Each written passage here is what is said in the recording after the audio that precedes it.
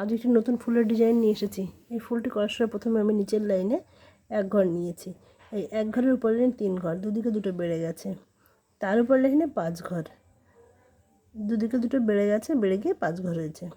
এর উপরের লাইনে হবে ডান দিকে একটা বেড়ে গিয়ে বাঁ দিকে একটা বেড়ে গেছে। প্রথমে 3 ঘর সেলাই করার পরে একটা ঘর ফাঁকা দিয়েছি, তারপরে আবার 3 ঘর সেলাই করেছি। এই একইভাবে 1 2 3 লাইন করেছি। তার উপর লাইনে গিয়ে দুদিকে দুটো কমে গিয়ে 5 ঘর, তারপরে আবার দুদিকে দুটো কমে গিয়ে 3 ঘর, 1 ঘর।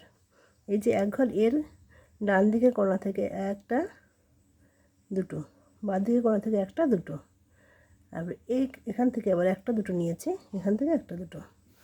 এবার ঠিক এই যে 1 নম্বর ক্রসটা, এর উপরে 3 ঘর, তারপরে 5 ঘর, আবার 7 ঘর, মানে এদিকে 3টে এদিকে 3টে, মাঝখানে 1 ঘর ফাঁকা, এভাবে পরপর 3 লাইন, তারপরে 5 ঘরের লাইন, আবার 3 ঘর 1 ঘর, এইভাবে পাপড়িটা করেছি।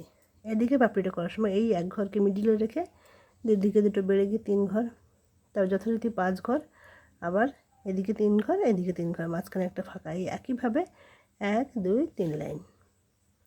তারপর লাইনে গিয়ে 5 ঘর করেছি, দুদিকে দুটো বাদ দিয়ে, তারপর 3 ঘর 1 ঘর।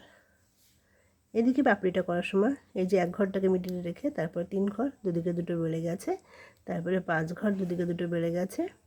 এরপরে গিয়ে ডান দিকে একটা বেড়ে 3 ঘর, একটা ফাঁকা দিয়ে আবার 3 ঘর। তারপর লাইনে ওই একইভাবে 1 2 3 লাইন করেছি। এরপর লাইনে গিয়ে করেছি 5 ঘর, 1 2 3 4 5।